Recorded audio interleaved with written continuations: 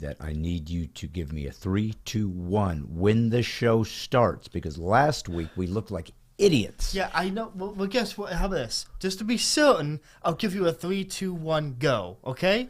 And listen, I know that a lot of professional podcasts don't say go, but last week, and I don't know if you realize this, I went back and looked at the archives. You didn't give me a 3, 2, 1, go. So we were on air, and I was talking to you.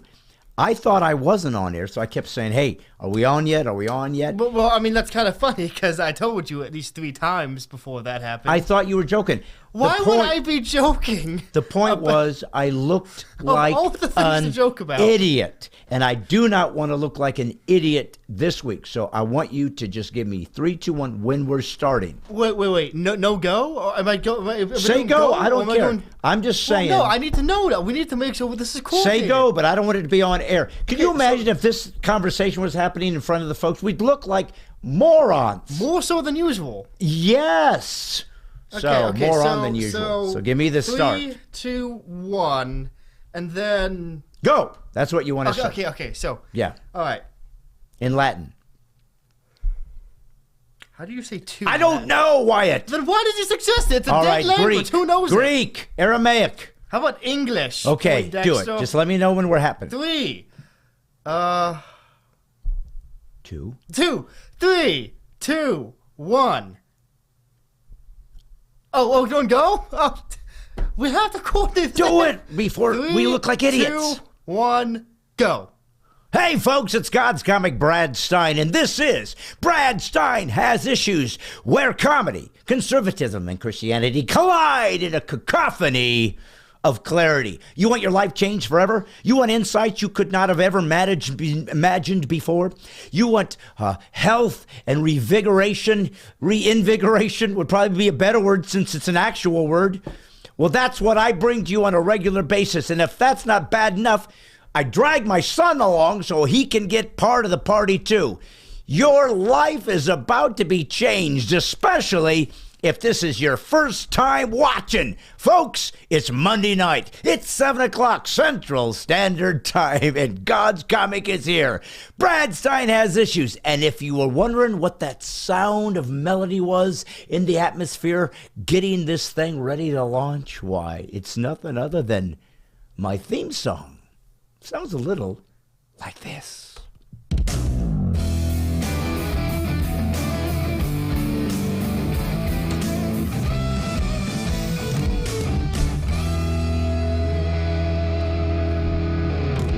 Hey, folks, thank you. It is Monday night. Brad Stine Has Issues. And why wouldn't I? I am sitting here every week watching my country go to hell in a handbasket. And Wyatt, if you're going to go to hell, I think if you brought a handbasket along, maybe they'd give you a little extra kindness because they're like, well, look, this guy seems nice. Maybe he brought a sandwich. Maybe he brought a hoagie, meatball sandwich. Who knows? Cheese could be in there. Wine. They could certainly use to get drunk if you were in hell. But isn't the expression hell in a handbasket? So it would be a basket large enough to fit the entirety of it in it. Oh. You could probably fit a few sandwiches in there, actually. Yeah. But they would be toasted. Hey, that's me. I mean, you couldn't have ice cream. You couldn't have any ice in your drink. No. Forget it. No, I know. Hell would suck, Wyatt. You know what? I genuinely feel it would be a bad time. I don't know why you'd want to go there. I don't want to go to hell. I don't think you want to go to hell. I know you don't want to go to hell. But the good news is, and if you thought about this, you would never have even had to consider going to hell if you didn't exist. But you do exist. You know why you exist, don't you? I made you, son, from whole cloth. See, this is my son, if you're brand new. His name's Wyatt Stine, and he exuded from my loins. This young man became a human being, started out this big and got much bigger, and now he's 26 years of age bigness. Yep, having to continuously, he's now running my buttons. Yeah, continuously hear the word loins as though it is a word that you use in casual conversation. Well, it is. And when is the last time you have heard the word loins used in any serious context? Pork loins. Pork loins are something you eat. You know, I gotta say something. You got me there. I do need to ask you a question. Where is my ability to see this show so that I can say hi to folks? Well, remember, there should be a notification on the iPad. Should be the very top one. Oh, so, it's sort of down a there. red. Mine is down low. No. So Like, you should have already been on the notification page. It should be the bell. Okay, so I'm pushing notification bell. Now look at the very top of that list. You should see one that has like a red. Yeah. Oh, there it is. Okay, beautiful. It's almost as if you've been doing this for a month. And Well, should this know I that haven't now. done. I haven't done this You have, at in all. fact, done that. I have shown you how to never do have. that. And if you don't know how to do it, I don't know what to say. Okay, well, listen, I need to ask you. Maybe that's why you have to pay me money to press buttons. Wyatt, listen, I got to ask you a question. Because I haven't been able to watch who was on, who's saying hi, who's not If saying you genuinely don't think that it was Nick Crest, then have you seen this show before? I haven't looked, but Wyatt, are you telling me that St. Nick once again? You can. I noticed it 2 seconds after pushing the. Well, see, here's the thing. When I try to watch it, see, when you guys are saying hi to me and to Wyatt on the little Facebook, what do you call it, a thread, I try to watch it. I try to say hi to you guys because I so appreciate when folks show up. But I have to run and manage this up and down thing while I'm keeping my mouth into the mic, while I'm managing my son, because he topples over periodically. I don't know if I told you this. He's got some kind of topple disease, and he will run a button, and then boom, he's on the floor. I got to lift him up. I got to put him back in his little... Sometimes I duct tape him in. I don't know. What? If that's what it takes, son, I don't want you to look and feel... Listen, pal, if I could duct tape you to that seat, it would solve most of this studio's problems. Where do I go? I don't topple. No, but that does not mean that duct tape is not the appropriate solution to all problems. Did you know that if we hadn't invented duct tape, how many people's lives would be in anarchy right now? Yes, that you're is, right. I mean, if we didn't invent duct tape, yes, us, the creators of duct tape. Okay, well, okay. If we hadn't done that. I was throwing myself into the family. Back to the Stone Age with humanity. Listen, they didn't have duct tape in the Stone Age. And that's why it was the Stone Age and not the modern era. You know what they had? WD-40? No, ducks. Oh. They just didn't have the tape to go with it. See, they would try to stick things with a duck, and it didn't stick. It's not duct tape, it's duct tape. It's meant specifically for ducks, which is ironic because duct tape is terrible at ducts. Oh. Because they fly off? Again, duct. Not duck. I'm not ducking. I'm No, here. I'm not afraid of anything. I'm not saying these people don't intimidate You should duck me. because I'm about to hit you with something if you don't Wyatt, stop the charade. have you ever tried to tape a duck? Their feathers are oily. That's why water runs off them. It doesn't stick well. They don't like it. They flap off. It's trailing from behind. But your problem is trying to duct tape the duck itself. You got to outsmart it. How do you outsmart Put it in a box and then duct tape the box. Boxes are not oily if you've done it right. What if it was a box that was transporting oil? Well, I mean, listen. If duct tape doesn't work, you just use more duct tape. That's it. Duct tape is falling apart, or your box of duct tape isn't sealed properly. Grab yourself some duct tape, seal it up. It's magic. Listen, there's only been a handful of products ever made in human history in a top 10 that are literally like, who would have thought of that? But once they did, thank you, God, you came up with that. Duct tape's one of them. I say, and I'm going to throw one that's similar, but not the same. Velcro. Yeah, Velcro's an interesting one. Isn't it? It was scientifically created by a guy looking at like a seed that stuck to his sock and going, bet you I could make a worse version of that. But he didn't. He made a practical version of it. Exactly. He failed miserably at his original concept. You know what But due to the power of modern marketing, he was able to turn a profit. Let me tell you something. I was watching Shark Tank once. You ever watch that? I'm not really a fan of the Animal Planet. Of the what? Animal Planet. No. Shark Tank is the show where they try to sell these rich people on buying into their... They try to sell rich people? Businesses, yeah. You've all watched Shark Tank. Everybody's watched it at one point. It was amazing. We all thought, I could do that. I could do that. But I remember the one guy, the Canadian guy, shockingly enough, the Canadian, said something I never forgot. Because I always wondered, how do you start a business? And that's what people always do when they come on Shark Tank. I'm trying to start a business. And he just said this. He said, you don't start a business. You find a problem, you fix it, and you have a business. And I remember thinking that's true. Because how many products have we seen that we go, oh, but I've always had that problem too, and somebody figured out, like one, I'll give you an example. Oh, gee, I wonder if it's one I've heard 1,000 times. Which one?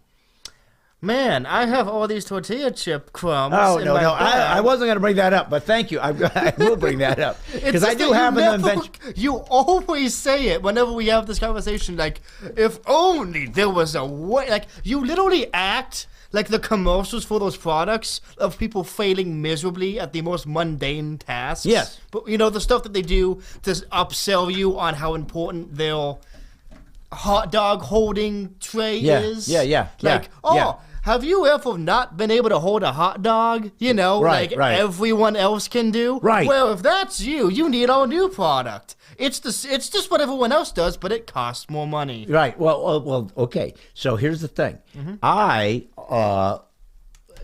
Cell phones, when they started doing the GPSs, you're like, wrangling it, and you're trying to stick it in your cup holder, and it never fits right, and it shuts it off because when you squeeze it in there, it pushes the button, and somebody said, hey, why don't we just stick a thing to the dashboard and have this actual thing that holds your phone for GPS? I'm going, yes, I needed that. I had a problem. I didn't fix it. Somebody else did, patented it. Now they're multimillionaires. Here's my idea, folks, and you tell me what you think about it. So one of my pet peeves, I don't know if you ever heard of this, Wyatt. Maybe I've never brought this up. One of my pet peeves is I love tortilla chips. Oh. Yeah. So here's the thing.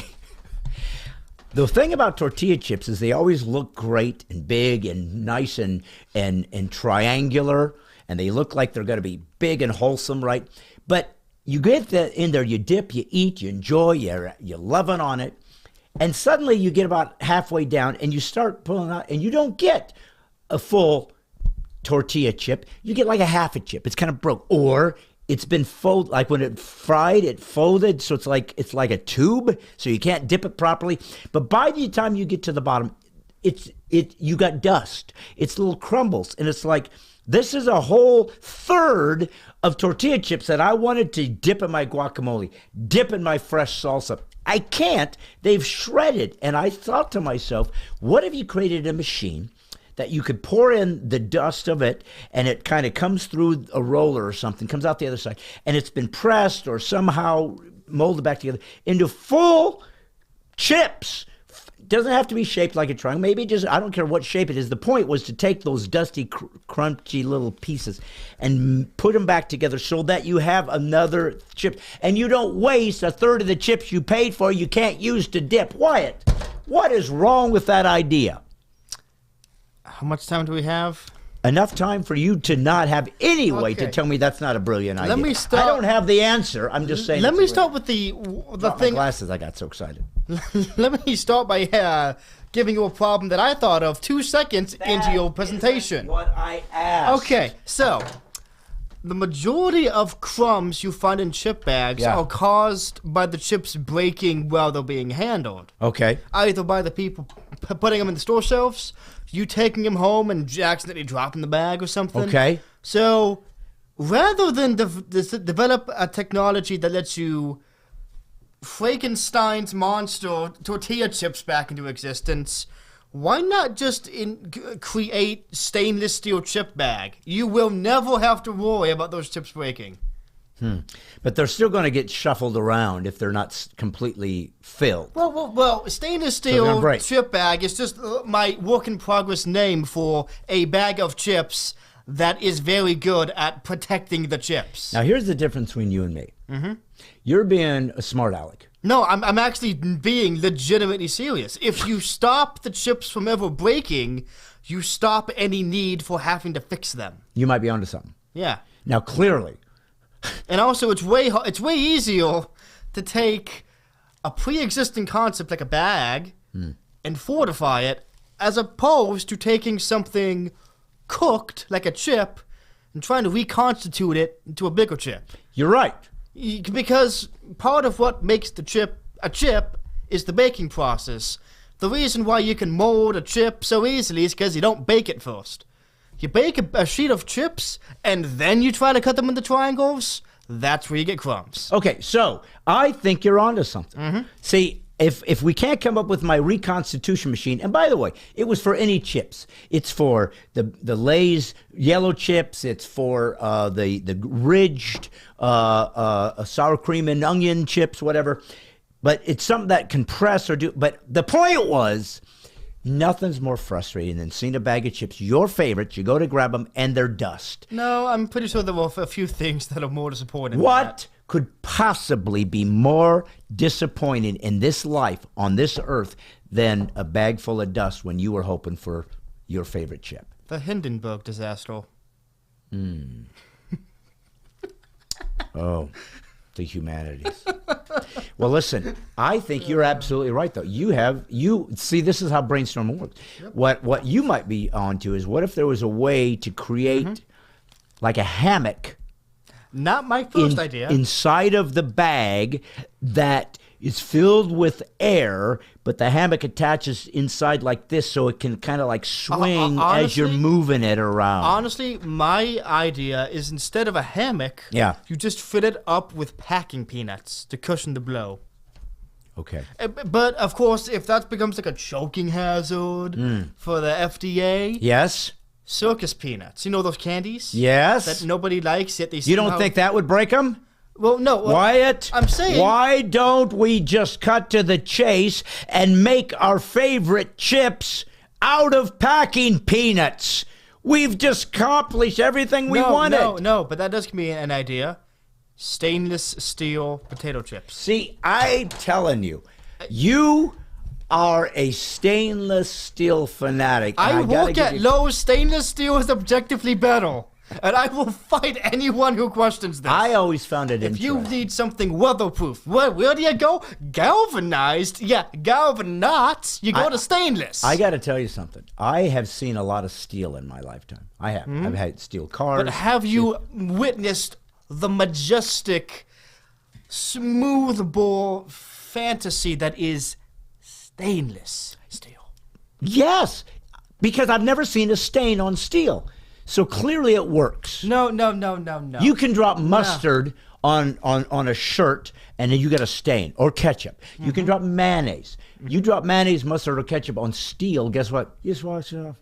Just wash it off. Why? It's non-stainable. So really what we've learned is we need to start making T-shirts out of stainless steel. Then we'll never have to be stained again. So we've just said we're going to cost the washing machine industry a lot of money because we won't need them anymore because stains are impossible, but worth it. And it helps if somebody tries to shoot you and you're not expecting it. You might have some protection. So why? Yeah. If anyone tries to shoot me with that colonial flintlock pistol, I'll be fine. Let me tell you something. I think you are clearly underestimating my love of stainless steel and my I think you're underestimating how much force a modern 9mm goes traveling Mach 6. All right, let me put it to you like this. I'm going to help you guys out here right now if you're still with us. And if they would be, what's wrong with them? I want to show you just what I mean by steel. Now, I didn't know we were going steel. Didn't know we were going to end up in the steel category. But we did. I told you that the steel is stainless. I perform and have performed all over the world and have been in all 50 states. I brought that up before. Even Wyoming. And Wyoming, which, by the way, was the last state I entered. It was number 50. Yeah. Was Wyoming. Of all the states, I was in Alaska and Hawaii more times than I was in Wyoming. Yeah, and like I said, you visited all 50 states and Wyoming because Wyoming isn't a state. There was no one living there. It's just a bunch of fields. That's Wyatt, it is. At least Wisconsin has cheese. It does, and it's good cheese, but it's squeaky. I was just in Wisconsin. Well, and listen, I would rather have squeaky cheese than Swiss cheese. I mean, it's not even, it's half ale. It's basically the Lay's of cheeses. Stainless cheese. I'm just saying, No. I'm onto something. I'm going to show you a little bit of stainless. I told you guys I've been all around the country. And, years ago when I was trying to figure out how to use social media, which I'm still figuring out, Wyatt, I didn't know how to do it. And so I came up with this idea called Vicarious Vacations. And what they were was because I'm in all these interesting places, I said, what if I took my phone and just videotaped me in some odd place, some weird, crazy, Ripley's Believe It or Not thing in some odd place in North Dakota, and video and just talk about, hey, it's God's Comic Brad Stine. This is a Vicarious vacation where I take you somewhere, meet someone, or show you something you've never seen before because I do all the traveling for you. You just sit home in your underpants and eat stainless steel chips. So I'm sorry. You had. Let me see if I got this right. You had the idea to allow people to have vacations vicariously through you. Yes, because they're not going to probably end up in this odd place in the middle of South Dakota. That is a very dangerous game because I guarantee you in 3 years that's going to be part of employee benefits for most blue-collar workers. Well, and it might be. It might be. And the thing is, I'd do it. Well, Wyatt, listen, you don't have to. I'm going to give you a little taste of what a Vicarious vacation was like. If you've ever been to Twin Falls, Idaho, and let's say you want to cross the Snake River. Now, you're 26 years old, son, so you wouldn't know what's significant about the Snake River. I'm guessing there's snakes in it. And it's, in fact, I wouldn't be surprised if it was a river that instead of water was just snakes. Wyatt? Slithering through an almost canyon-like structure in a near infinite loop. Yeah, you've played way too many video games. Or not enough.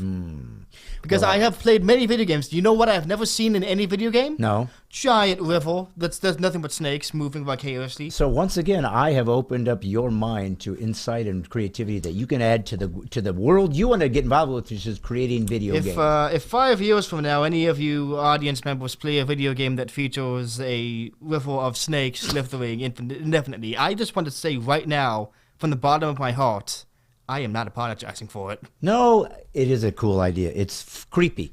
But the Snake River was the river, for those of you who are baby boomers and a little below, that Evel Knievel said he was going to jump in a rocket. And that's where he did it, in Twin Falls, Idaho. And he did it, a steam-powered rocket that was shooting across this, and he did it. He was a famous stuntman. I know who Evel Knievel is. Okay, well, I knew Evel Knievel, watched him jump. I was alive at that time. Watched the Snake River jump. It was on ABC's Wild Water Sports. The whole world watched it. He failed, but he lived. And I actually went to the place where it launched. I actually went, there's part of the ramp is still there. I went there. I saw that. But there's a famous bridge known as Perrine Bridge. It's a very famous bridge in Idaho where people will base jump. You know what base jumping is, don't you? Yeah, bridge, antenna, structure? Span? Edifice. Yes. So, 50%'s a passing grade in some college courses. In pretty much every college course now in America. Basically, yeah. Actually, especially the online ones. Amen. Well, listen, I found this iconic bridge. It literally crosses the Snake River. It's just a highway for people to cross, but it's famous. It's iconic. It's in a lot of pictures and photos, and many of you might have seen it on photos and whatnot. It's pretty interesting, but you've never been there. Well, I'm going to take you on a Vicarious vacation where I'm going to show you something most of you have never seen before. I just did a little quick talk about me going out and performing all over the country. If you want me, bring me on in. And in that, I showed the backdrop of the Perrine Bridge. So it just takes a minute, but hey, I was there, and now you are. Wyatt, give them a Vicarious vacation. All right. Hey guys, God's Comic Brad Stine. I told you I was going to churches and comedy clubs and fundraising events and conservative groups all throughout the United States. I'm going to fight for our freedoms, for our liberties, for our free speech. I'm going to do it with comedy, but I'm going to talk about the hard things in a funny way. We are going to fight for America. It's not over yet. It's getting there, but we have to stand strong. So come see me, God's Comic. I might just show up at a church area. If you're a church that wants me, let me know. Let's change America now with another Great Awakening. I gotta find. Yep. So yeah. By the way, yeah. We already have somebody, Dusty Wilhelm, saying that they are also on board with the Vicarious vacations idea. Oh, they are. Yeah. And also, I just want to point out that I saw a distinct lack of snakes in that level, and I demand my money back. Why? Listen, here's the problem, and it is a problem. I'm looking over here at my board because I want to say hi to folks before we get into this next segment. Yep. And the first person I see, guess what? And nothing wrong with it, is Benjamin Gregory. Well, yeah, but that's the issue of comments deleting themselves as new ones get created. They do? Yeah, I don't know why, but I totally saw it first. Yeah. So it says newest comments. Isn't there a way to go to like all the comments? Not until we archive this when we're done with it. Oh, so you're telling me Saint Nick was the first? Yeah. So also Jeff Hayes says that Evil Knievel's son Robbie successfully jumped the Grand Canyon with a regular motorcycle. Now you see the big difference between this successful stunt and Evil Knievel's failure is if Robbie didn't use Wile E. Coyote levels of transportation to do his jump. Indeed. He didn't use... Who uses a steam-powered rocket to make a jump? Better question, what on earth is a steam-powered rocket? Oh, it's just a rocket that is powered it's not. Rockets use gunpowder. Have you ever seen those water powered where you pump them up with water and then you let them go? So you're saying that the next super circle I buy for someone is a rocket, just a really weak one? It is, in fact. It's compressed air and water blowing out in rocket using... You can't go to space with compressed air. It was just to cut across. It was just to get over. It wasn't going to space. You said it's a rocket. Well, it was. Send a rocket to space. Go look it up on the internet. You'll see it. Fine, I'll look it up on the internet. Not like I've got anything else better to do. Well, Benjamin Gregory's there. Sean Sirik said hi. Let's see. Rebecca Daly Dwyer. Hi, Rebecca. Johnny Hale. No bees are cooling downhill. That's for sure. Karen's there. Oh, no, the loins again. Well, listen, it's just a running joke. It's a running joke, Karen. I got to talk about the loins.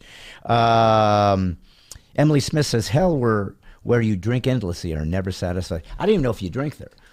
I would think it'd be more a Tantalus thing where you want to drink and it goes away. I would think that would be more hell-like than you drink it and it's not fulfilling. That would be my guess. Let's see. Clara Beatty's here. Julie Forrest. Andrew George. Wyatt almost had to come on camera to show him. Now he'll never come on camera. That's the running gag. No one will ever see my son Wyatt. Also, I do want to talk to a Mr. Doyle Wyatt for identity theft. It's not a joke. I want my name back. Ah, nice. When you come to Kansas City, that's Gary Mulder. I don't know. Why don't you invite me? David Vanoy, Brad, it's really a tough job you have every morning. It's not easy being you. It's not easy being me, David. Do you hear what he said? Yeah, Wyatt? You literally said it out loud in front of everyone. Yes, I did hear what he said. It's not easy being me. Do you know why? Well, I've got to manage this show. I got to. You manage this show, dude. I'm the one pressing all the fancy buttons so this doesn't burst into flames. You're just a pretty face sitting behind the camera, occasionally telling a joke. It is a pretty face. Yeah, I guess. Okay. I can't deny that. All right. Let's see. Mark Goodsell's here. John Bruce Ferguson. Hello. First time watching from Tip City, Ohio. Attending Redemption Christian Tabernacle here. Pastor Todd Austin. Well, great. John, thanks for saying hi. I'm glad you're here, buddy. Edwin Etheridge says, stop killing the ducks to make duct tape. I understand. You're a duck fanatic. Who else is out there? Okay, shout out to Caleb Hits. Thanks for the Wyoming shout out, Wyatt. The two of us living here appreciate it. Yeah. Anthony Burgett, hi, Brian White. Yep. Birds of a feather flock together, watching our country go to hell with you. Yes, well, guess what? We're going to salvage it. That's why we're here, White, to salvage this country. It is? I thought we were here to push buttons until stuff works. You push the buttons, and don't be pushing your buttons over here because I can barely figure this out and make them coherent. And suddenly, you want me to do the buttons? I bought those buttons for you so that you could handle the buttons. I was really confident that you would be the button pusher, and now you're pushing my buttons, which are the wrong buttons to push when I'm trying to entertain these people. Oh, really? I'm pushing your buttons? Weird. I can't seem to find... What? Paula Faye Marie Rauchi. Don't try to change the subject. I was doing a joke. Paula Faye Marie Rauchi. I just love her four-word name. Four-letter word name? Four words. Yeah, okay. So, if I'm pressing your buttons, that's a shame. I don't seem to find the less annoying button. I know. Well, we can pay for that, but we have to get donations. Oh, it's one of those subscriptions. Have you heard about that? No. That, like, BMW is locking some of their features, Right. like heated seats, behind subscription paywalls. Right. Like, you have to pay a monthly subscription for stuff that your car was already built to do. Yes. Yes. It's going to come to a point where it's going to be 50 cents to open your car door every time. Hey, listen. Here's something. Are you serious? Yeah, I'm not joking. Yeah, Wow. seriously. Yeah. Hey, look what Nick Kress said. St. Nick. If you don't know who St. Nick is, he's the guy that always gets on first. Nobody knows how he does it. We just know that somehow it's nefarious, and somebody's going to have to do something We about call it. him Saint Nick because, like the man who also shares the name, it is a thing of magic. It is! There's no other explanation. I expect him to come down my chimney anytime. Well, we don't have a chimney, so that's going to be interesting to see. Listen, if a fat guy with a big bag of toys can get through a regular chimney, then he might as well come through one that doesn't exist. What difference does it make, Wyatt? Live in a fantasy world for once. I mean, kind of feels like I am with all the stuff that's going on. Wyatt, listen to me. I got to talk to you about St. Nick. He said, except for all the infomercial example of problems, no one has those problems. Yeah, and it made me think, as you were saying that, and then now Nick is echoing it. Exactly. That might make a funny joke routine Yeah. about the infomercials about the stuff you can. Do you have a hard time putting your shoe on your feet and walking at the same time? Do you find yourself having difficulty breathing, sucking in and out, and having to remind yourself how to do it without passing out? You could probably find some funny stuff in there. Do you sometimes have a hard time putting your socks on your feet? Well, have you tried putting your socks on before your shoes? Yes, and we should have some kind of sock tube that you stick it in, and then it wraps around you and you suck. We could. Honestly, all we'd have to do for that is just take a shop vac and just slap our own logo on it and call it something else. Hey, Wyatt, I got something you didn't know. You know Bebhin McEnema Men? Oh, of course. I am a part of the weekly fan club. I get letters, yeah. Well, who doesn't? But here's what she said. Yeah. Velcro is fashioned after a weed called cockleburns. Yeah, exactly. No, exactly. Yeah. Suddenly my son said, I knew all about the cockleburns. I just wanted to bring it up the first time I mentioned it. Well, I wanted to keep things a bit less science jargony for our less scientifically inclined audience members. Yes. But I totally do all that stuff, right? Yeah. Right, guys? You won't believe me, right? No. Hey, look, Joe Haynes is here. It's been a while. Joe at the Jersey Shore in the House of Style. That was crickets. Yeah. That was the joke, and you would have known it if you were paying attention to me instead of Wyatt, looking on your iPad doing a podcast. I want to say hi to the folks for a second. Tencel Sizemore's here. They have cups for you to drink, and that goes on top to hold the chips and dip. Karen Boyd say they do. It's called a particle board. Oh. Barbara Duvall said, hey, what are we talking about tonight? Barbara? We don't know. We'd all like to know the answer to that question. Ask Nick, he probably knows. Listen, I got to tell you something. Actually, no, I got to tell you something, actually. What is it? Our theme song. What about it? It's good. Yeah. I'm not saying it's good. All I am saying Yes. do we really need it? Because I have with me, at the touch of a finger, another theme song. Wait, what? Yeah, it came with our soundboard. It was one of the preset buttons. Now, is it designed specifically for me, or is it kind of a public access thing? I mean, it came with the thing, so I'm assuming anyone can use it. Okay, I'll tell you what we're going to do. I'm going to go and... Let's put it to a vote, audience. Which theme song is better? Listen, you have to understand something about my theme song. Do you know that a fan wrote that theme song while watching the podcast about a year ago and said, hey, if you want me to, I'm a musician, I'll make you a little theme song, because I was trying to go... I don't know if you remember that. Oh, trust me, we all remember that. Well, and I'm going to be honest with you. As I review it, it didn't seem to go over as well as I had expected. To me, it was organic. Surprisingly, trying to make a theme song after what you would hear a trumpet player in the medieval era play when announcing the king's presence doesn't really turn out well in the 21st century. To me, it was ode to Mighty Python Holy Grail. Well, yeah, but what era did that take place in exactly? Medieval. Yeah, and what was prevalent in that era? Coconuts. You can laugh if you want, son, but listen. Coconuts? Yes. And how did they get to Britain? Did a swallow carry them? Well, they could have grasped it by the husk. But no, it's not a matter of who it grips it. It's a simple issue of weight ratios. A 5-ounce bird cannot carry a 1-pound coconut.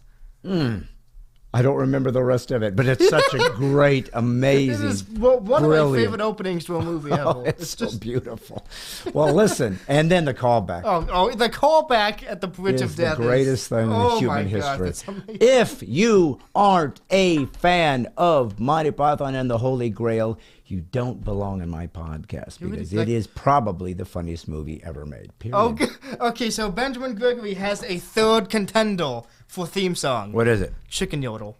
Oh my God. If we could somehow secure the license to do that, I think we should. Hey, here's what San Dumlov, he had an idea for our chip dilemma. Open the bottom of the bag first. That way you get the smaller pieces to dip while the dip jar is fuller.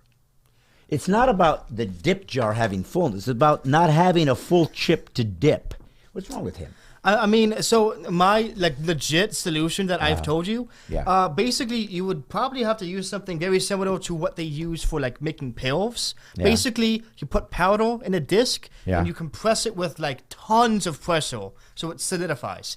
The issue is I'm not really sure how you can make something like that in a commercially available size. Why? I don't believe without this. it being too expensive or taking up too much space in the kitchen. I love that, but I don't know how to tell you this. But you know Bebhin McMenamin? Oh, of course. I'm a part of their weekly podcast. You let me know that. Here's what she came up with this time. Yep. Have them package the raw dough, and then you cook them when you want them in an air fryer. I love her. Hey.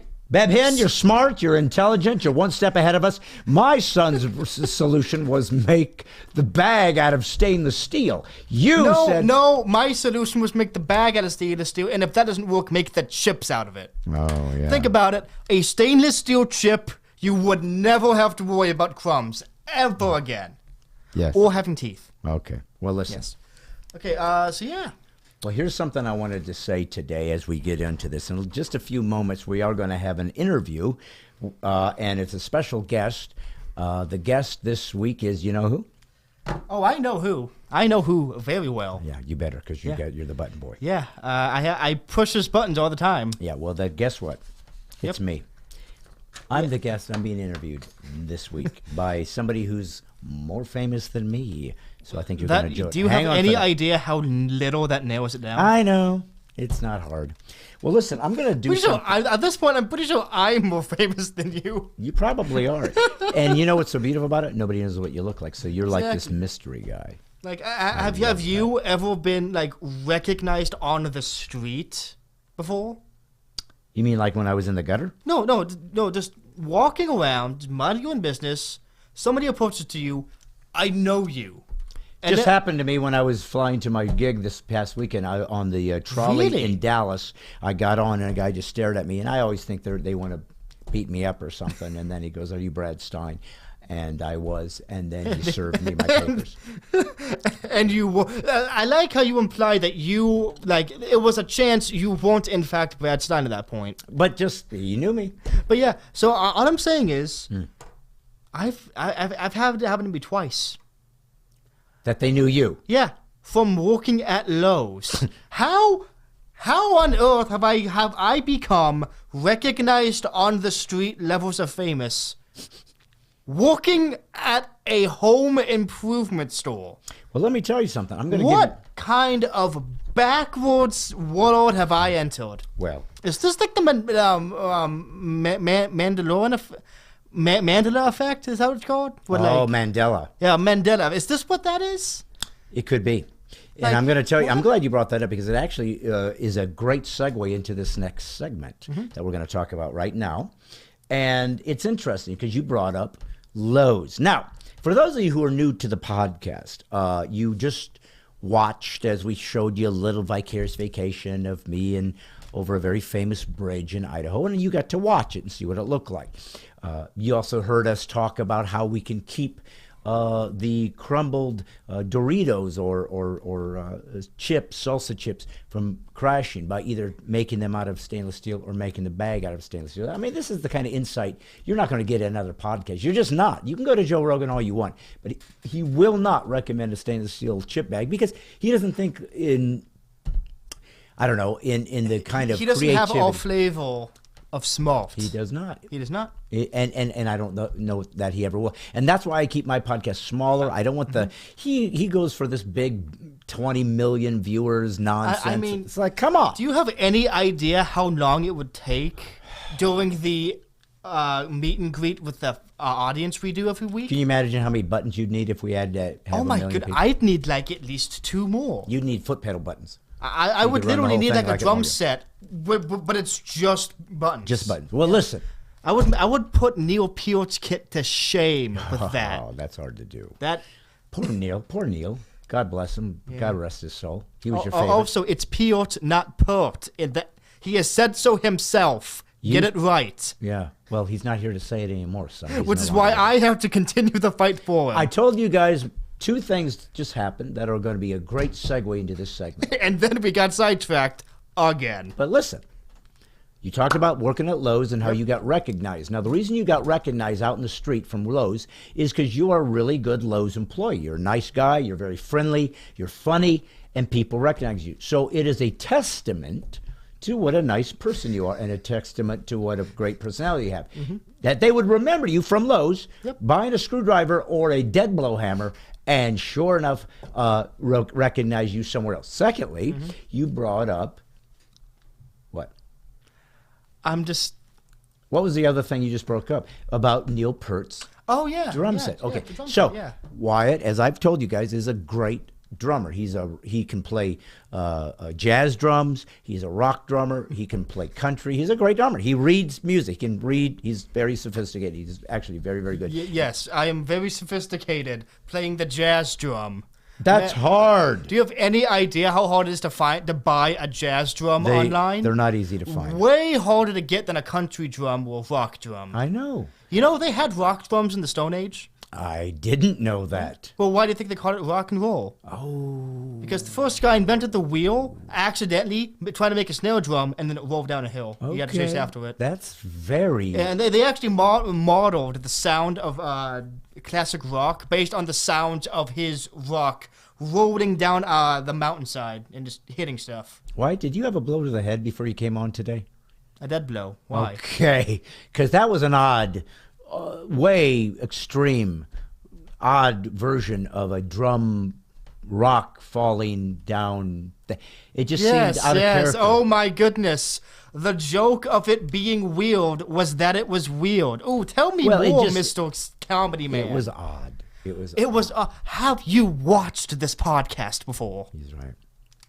Also, before we go any further, I just want to say, we really should not do Monty Python quotes anymore because that's all the chat's talking about now. The past 10 minutes, the audience has forgotten we existed. It is instead just basically... If there was any legitimate reason to disregard our podcast and enjoy your life, it's just reveling in the beauty and the joy and the wonder of the magnificent script, Monty Python and the Holy Grail. So be my guest, enjoy it. I told you, you don't deserve to be on my podcast if you don't love it, and they prove to be true fans. It's not so much that I don't like it. It's just I find it kind of disheartening because instead of listening to our podcast that we press many buttons to get working properly, they've instead basically done a spoken word entire analysis. Production of the whole script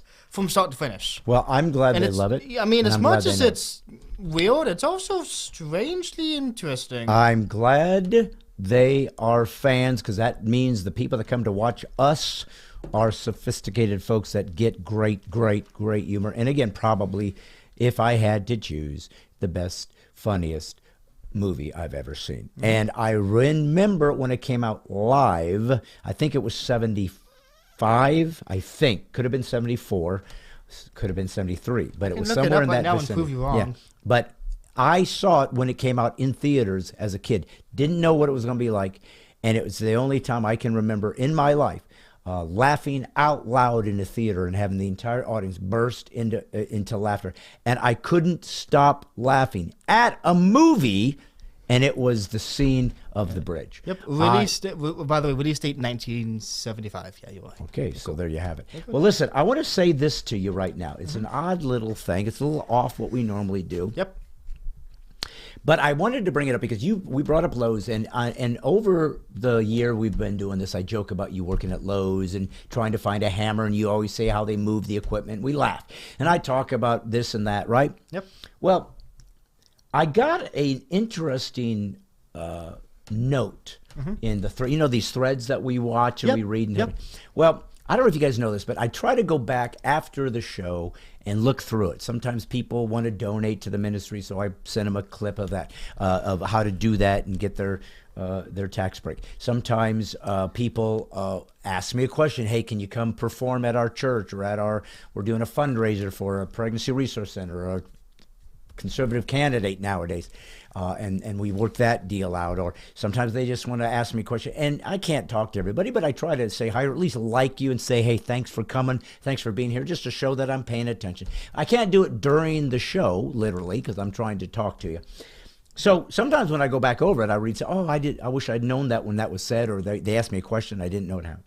So I stumbled upon this particular comment, and I read it, and it took me by intrigue. You have 2 pages. Yeah, well, this is going to be interesting, folks. Well, stay tuned. It's not that. It's just but I double spaced. Oh, okay, you double spaced. Anyways, but so I could read it. So you cheated, basically. Yeah. You cheated on your essay to meet the page count. Because I wanted to make the case so I could make my novel reach the word count and get paid. Okay. But to me, I'm about to read this comment to you guys. You're my fans. You're my friends. You come on every Monday, most of you. Some of you are new, but many of you don't. But to me, this is a commentary about how we communicate on social media and how things have gone can go south, can be unhealthy maybe, or can be not necessarily as positive as we would want it to be, or maybe it's not healthy. And some of it are bots. I get a lot of bots, just people that just put horrific things out there because that's what they're all about. Or they'll put things out there that's not what a bot is. Well, whatever those things, those guys that go in and do nothing but troll. Troll. Okay, so for future reference, a bot is a computer program. Yeah. That copy and paste usually like links to like scam web pages and stuff, and they just do it en masse. Gotcha. So if you ever see something like, hey, want to win a free iPad, just visit this link. That's a bot. Okay. A troll is usually a fictional fantasy creature that usually lives under a bridge. Okay. And it spends most of its time getting into internet arguments with strangers. Okay. Well, I get those. Yeah. A lot. Yeah, you get lots of bridge trolls. And hate mail and whatnot. But this one was interesting. And the reason it's interesting, Wyatt, is because I want to just examine it for a second with you guys out there. Remember, if you're new to this podcast, comedy, conservatism, and Christianity combine in a cacophony of clarity. So all those elements are part of who I am, what I'm about, what my comedy was. And all of this particular, the reason I'm bringing this up, son, is it actually includes you. Oh, my first hate mail. Well, oh, boy. Here we go. Are you ready? I've reached the big time this point. Here, put on your big boy pants and see what it says. I'll try not to cry. Okay, so listen. It goes like this. I don't know how serious you were because you're always joking. So it sounds good. Yeah, I mean, I do like to joke. I mean, yeah, that's... When you were putting your own son down the way you did. Okay, this person clearly hasn't seen the show before. Yes, he didn't. But I felt, but listen to what he said. Okay. But I felt really uncomfortable hearing you do so. Oh, no. And I just wanted you to know that though I much appreciate you as a comedian, thank you, I will stop following you should I ever hear you issue such publicly humiliating garbage towards him. Oh no! Again. Oh no! We got, who was it? I'm not going to tell you.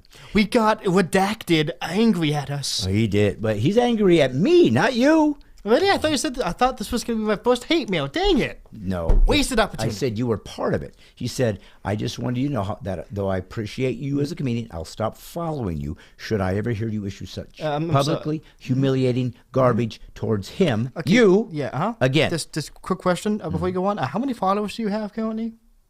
How many followers on Facebook? Yeah, currently. I think I have about 325,000. Interesting. Yeah, keep going. Okay. So you brought your son into this world. Now, if he watched the show, he'll know that that's one thing I bring up on a regular basis. That is something you are very adamant about making sure everyone knows that. He never asked to be here. He did not ask to be here right now, I might add, too, but he's here because I paid him. If you cannot assume your duty and responsibilities as his parent, as the one who yanked him into this mess we call a world, then at the very least, hide your shame and be quiet about it. Oh my God. To put him down because he works at Lowe's. At least he's working. Now wait, we're not done. He's 26. That's still a baby in today's era. What? He helps out around the house.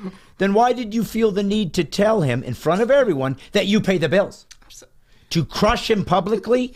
It's your responsibility as his parent to pay the bills, and if you're still paying them, then when he's 26, maybe the onus should be on you. Why hasn't he attended university?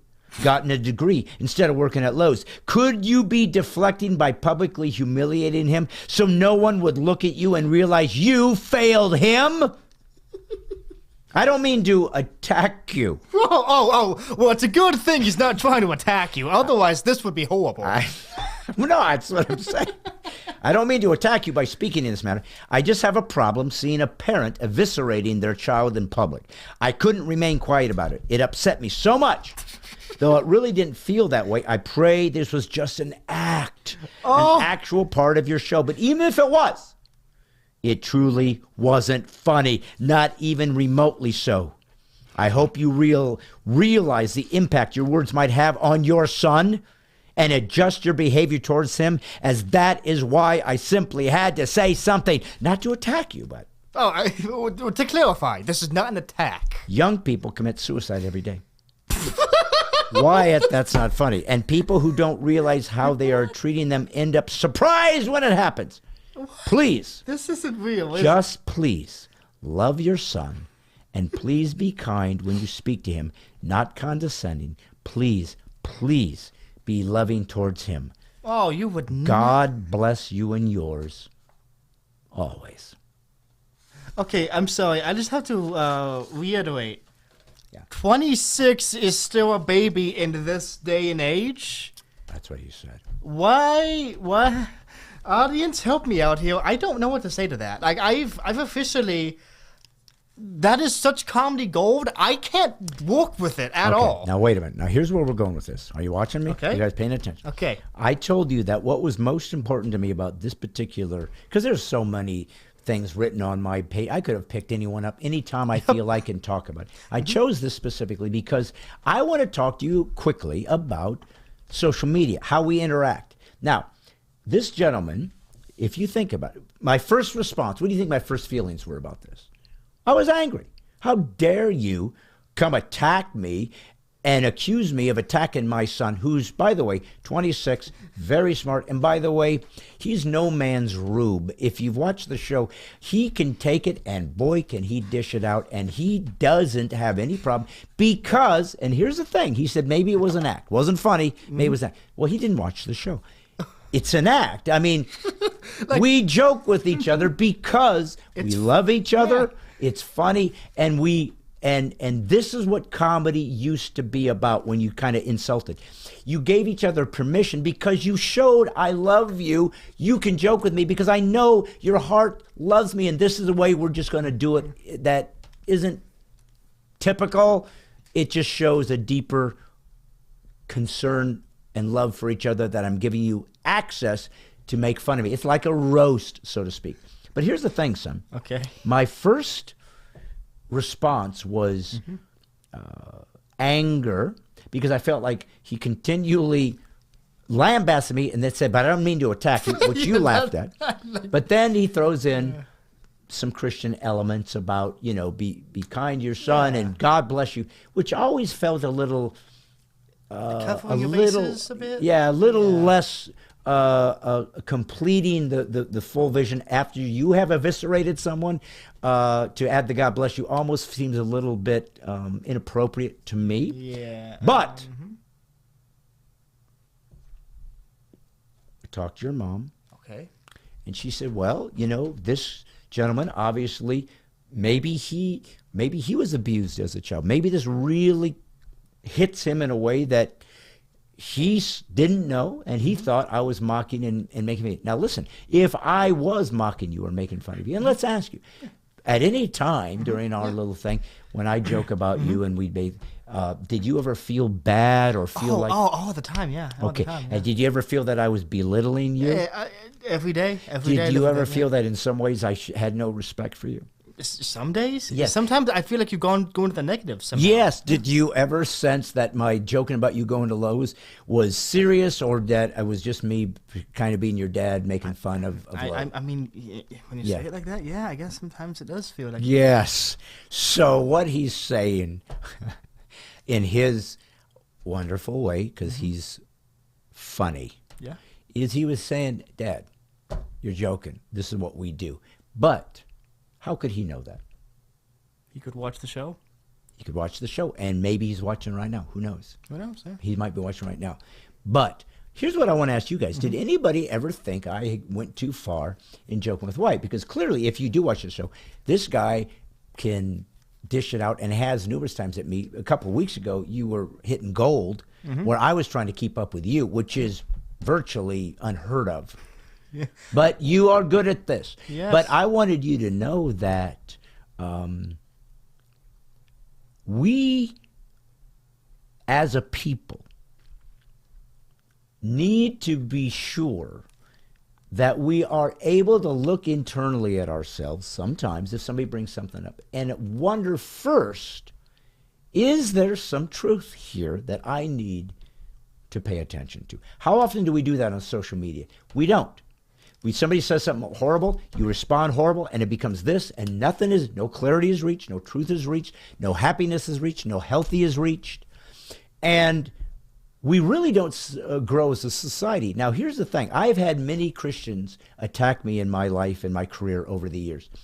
And one of the things I always bring up to these folks is this. I said, look, the Bible is very clear how you handle this. If you have aught with your brother, you should set aside your sacrifice, and you go to them and you approach them personally, privately. You can go onto my webpage, you can private message me and say, hey, saw your show, felt like you were hard on your son, it really bugged me, I think it wasn't appropriate, blah, blah, blah. And then I could have come back and said, hey, I get it, I appreciate it. We just joke, it's part of our thing, he's fine, I'm fine, but hey, thanks for sticking up for my son. But you do it privately. This gentleman decided to do it publicly, to expose and to berate, thinking somehow that he was doing something noble. Now, well, I honestly, with people like that, sometimes it doesn't feel like they are trying to be noble so much as they are trying to paint a picture of them being this morally high ground individual who can do no wrong. And let me tell you something. Sometimes you're absolutely right. That's exactly what's happening. I mean, regardless to this, sometimes I am in fact right. Yeah. Yeah, I doubt that. But here's the deal. Here's the deal. At least I know which buttons to press. We know that people do get on. That's what all the left is, virtue signaling. There's a term, virtue signaling. That means let me go out of my way to prove that I'm virtuous because I really am not. So I'm going to create this illusion through social media to say the right things, do the right things, put the right flag on my page so everybody loves me and they leave me alone. If you have to prove that you're virtuous, you're not doing it right. Of course. Yeah. But on the other hand, this guy went out of his way to defend you. And I work at Lowe's. And you work at Lowe's. You're joking with yourself. But here's the thing, son. I'm going to say this. I can't stand self-righteousness. I can't stand legalistic Christians. I can't stand it. I've watched it happen to me, my ministry, my career, my whole life. People that have never put their butt on the line, stood in front of a crowd, and just put it out there with the knowledge that you're a public figure and you can be attacked, lambasted, ridiculed, put down, judged, maligned. And I get it from the atheists and from the non-believers all the time. So it's really hurtful when Christians do it. But in this case, as I've matured as a man and as a Christian, I thought to myself, well, if I really had a problem with this guy, I need to go to him privately and say, hey, I wish and prefer in the future you don't go about it this way. I didn't bring up his name. Instead of, reading the entire comment. And I did read with color commentary, may I add. I did read the comment because I was trying to show how I first viewed it, how I felt, but then I've gone out of my way to say, but this guy was protecting you. Yep. He didn't know that we were joking around. He even said, maybe you're joking, I don't think it's funny. And that's fine. Yeah. If you don't think it's funny, that's called subjectivity. And you get to either choose not to watch anymore, or if you want to privately say, you might want to rethink this, I'll have that conversation. But it's subjective, because here's the thing. People that are fans of the show, watch all the time, they love our repartee because they know we love each other, and this is fun. So I don't want you to get the wrong idea, because if you saw someone verbally abusing, maligning, ridiculing, attacking their child, somebody should intervene. I'll give you credit for that. You were trying to protect my son, and that's my firstborn and only son, who I will die for. So I don't care what happened to me. At least you did it to protect my son, and that's good enough for me. Thank you for watching over my boy. We're good. We joke like this all the time. I tried to take a look and see if there's anything in that I can look at.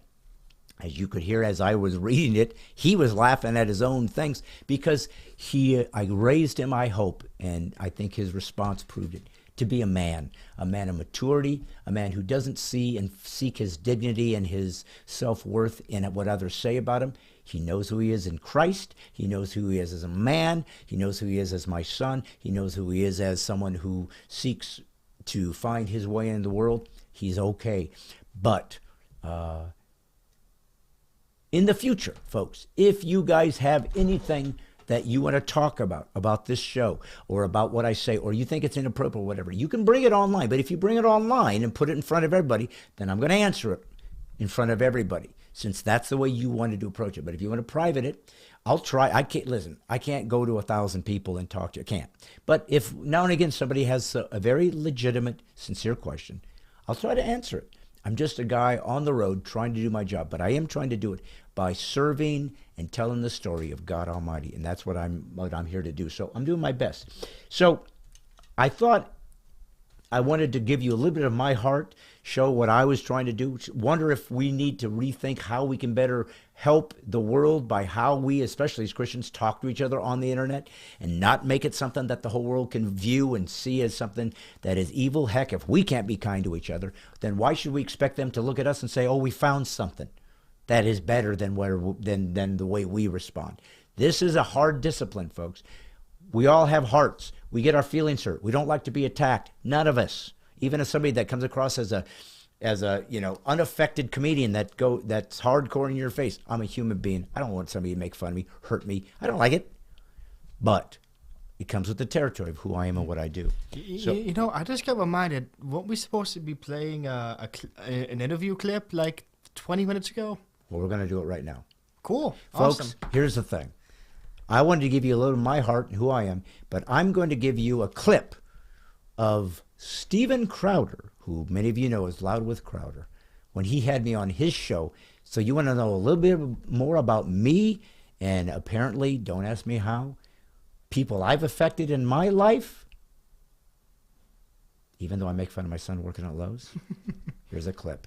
Enjoy yourself. Steven Crowder interviews God's comic, Brad Stine.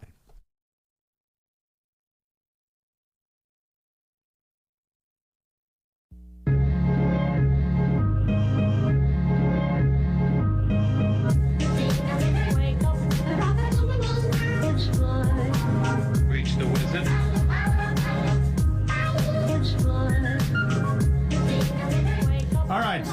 our next guest. You know what? I've known this guy for a while. I followed this guy for a while. When I was a kid, I watched him. You talked about this, too, being in a homeschooled family. Homeschooled family, church growing up, yep. Comedian, was just a comedian, period. And then it kind of became known as a Christian comedian for a lot of people. He's just a comedian who happens to be a Christian, I think, and then did a lot of Christian tours and worked with churches, which has opened up a lot of doors for a lot of other comics after him. BradStine.com, @BradStine. Mr. Stine, thank you for being with us, sir. There's nowhere I'd rather be, and Skype is so perfect for me because it only gets the top half of my body, and I have no arms and legs. I am a torso. So for this, it makes me feel fully complete again. Thank you for having me, Stevie Crowder. That's the wonder of technology. You can just be like Mojo from the Marvel comics, where underneath it's a few metal legs. That's it. Oh, yeah. And I remember, well, you know, it's funny we were talking about this. There aren't many, I don't want to use the term Christian comedian, but you know that's a term people use as a label. Really what that means for people is, all right, we can go out and watch this guy and we're not going to get sucker punched. That's kind of how I see it. And I remember your book actually was one that I really liked as a kid growing up, How to Be a Christian Without Being an Idiot, which was just, you know, it really laid it out well for someone who was young, who was going to church and despising a lot of people who were around me. And Brad Stine was a comedian who you could genuinely laugh at the actual event and watching him, unlike most church people who just laugh at dirty comedy at home well after the event. Yes. So exactly. Right. Exactly. Well, you know, I mean, I appreciate that, but that is exactly what I did. Was I felt like the arts belong to God. I mean, He's the creator of all art, all ideas, all truth. But what I found was American Christianity was doing such a disservice to being great at the performance arts because they created a small little sort of ghetto subculture of what they're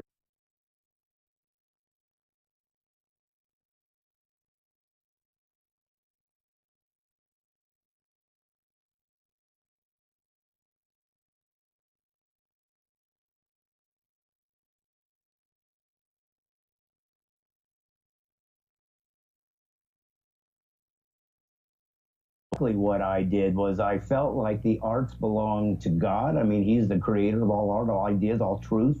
But what I found was American Christianity was doing such a disservice to being great at the performance arts because they created a small little sort of ghetto subculture of what they're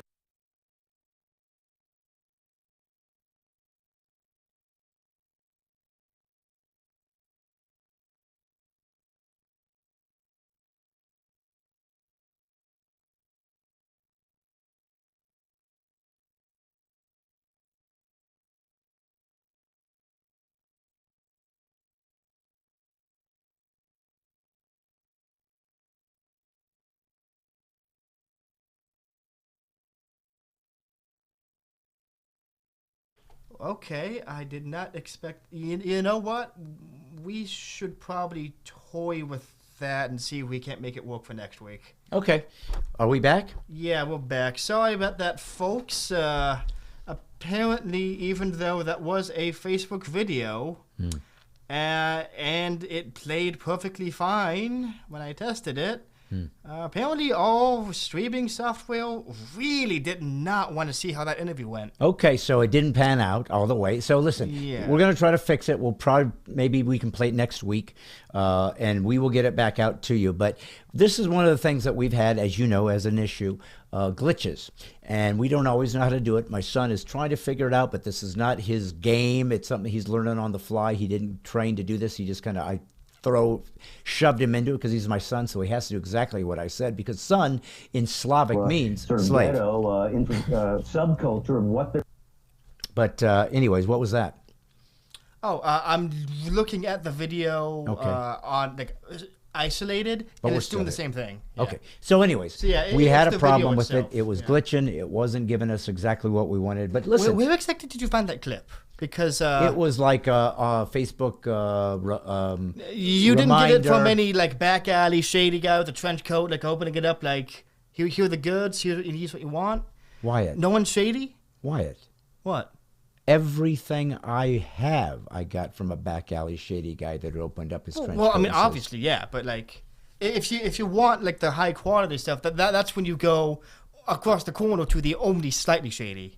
yes. part of town. Well, that's when you start getting A bit of a premium, more but trust me, sophisticated. man, that quality worth its weight in every bit of it. whatever ill-gotten goods they want to trade for. Well, listen, maybe I can whet your appetite for next time when we get this fixed. I'm so sorry, but hey, it's past 8 anyways. We'll try to fix the glitch and let you see it because it is interesting. I've told you guys before about the fact that Steven Crowder's brother, Jordan, reached out to me when he was 18 years old and said, hey, I want to get into production and I love your comedy. Maybe we can do something together somewhere down the road. And so we met, and then I ended up meeting their parents, and they became big fans of mine, and Steven was with them, of course, and they came out, and him and I even tried to figure out some ways to do some live events together, and we might re-examine that. I don't know. But the big thing was that made me,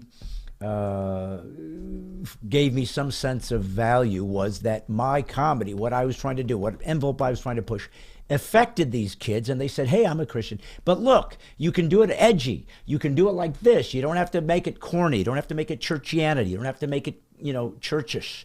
You can do it with some more type of nuance or sophistication or artistic acumen that maybe we haven't seen before. And that's exactly what I wanted it to look like. I wanted a Christian who did comedy to be just as interesting, just as fascinating.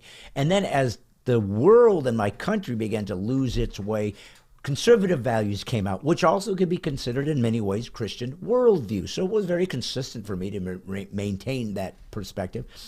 A love for my country, not a worship of the country, but a love for the country was something that has become part of my show now, and a respect for the original intent of the Constitution because it's being destroyed. Critical race theory is designed to destroy America. It's designed to destroy by creating a false history, a lying history. If you ever see anybody says CRT is just trying to teach the actual history of America, nobody wants to hear it. No, that's a lie. It's a Marxist propaganda lie that teaches that white children are oppressors. They should hate themselves, and that black kids are just victims, and they can never get anywhere because of this victimhood. It is an evil, cancerous a pile of crap that needs to be thrown out. And I believe that if you teach it, you don't deserve to be a teacher. You should be stripped of your license, removed, because it's a lie. And it's a lie designed to teach racism. It's sick. It is as propaganda. It is as a Stalin-like a vomit as I've ever seen in America. But it's in there, and it's in the woke communities. If we as Americans don't come together and say, no, we're not putting up with this, you don't get to teach it, there is no rules, there is no debate, it dies. We destroy it. If we don't do that, then that's what we will give our kids and our culture, and we will not exist as America. We can't, because we will become Marxist, we will become socialist, we become death, we'll be owned by China. This is real, not a joke. This is why we're in civil war. It's real, and this is what we've become. So I want to fight against those things. And because all that became comedy for me, and next week we're going to have a special guest, an actual Italian opera singer, my first live guest we're going to have here. So hopefully it won't be too glitchy. But he's somebody I'm starting a brand new show to go out into the marketplace called The Spirit of America. He's an actual immigrant who immigrated on his own from Italy to the United States and became a citizen of the United States. Him and I are getting out there and saying, what is America? Remember America. Love this great nation, and let's fight for it while the getting's good. If you love what I do, if you believe that Christians, conservatives, should be able to have jokes, laugh, be satirical, be sarcastic, if we can talk about these things, if we can talk about hard ideas, if you believe that what I'm doing matters, you can donate. Just say, hey, how can I give? I want to give on a regular basis. I'll give 10 a month. I'll give 5 a month. I'd like to purchase the original CD, Rebel Without a Curse, never seen by anyone, because I don't make these anymore. It's a CD, for crying out loud. Most of you won't even be able to play it. But if you want something unique, it's $50, way overpriced, but it's because once these are gone, they'll never be seen again. I'll assign them to you. Just say, I'll take that, because it's a donation. It's just to help this ministry grow and allow me to be able to buy a mic so I can have my guests and all the things that you guys turn on to watch. Let me know. We'll send you a link. It's a tax donation, tax donatable gift that you give, and then I will send you this gift in thanks of that. Folks, thank you for sticking around. Thank you for going through this process of what does it mean to be on the internet, to talk to each other, to be socially active, and try to find a way to do that that's informing, that's educational, but isn't evil, doesn't presuming the worst about each other. How can we learn to do this as actual Christians so they see us as the peacemakers? They see us as the ones that come in and have truth, don't compromise it, but are kind and loving because we actually care about the souls of the people who, if they don't know Jesus, will know damnation. So we don't want that to take place. Thank you for being here. Thank you for being my fans that come on all the time. Remember, PC free is liberty. We got a lot of new things coming, a lot of live shows happening. By the way, my show next week got moved to January from Texas. I'll tell you about more of that later. It's still on. We just had to move it. But I'm glad you're here. Glad you enjoy it. I hope this was a good one for you. Like I said, leave any comments, any ideas for guests you have, and we'll try to keep this coming every Monday, and hopefully it'll get better all the time and glitch-free one day. In the meantime, this is my son, Wyatt Stine, and God's comic, Brad Stine. Remember, folks, all I'm doing is putting the woke back to sleep. See you next week.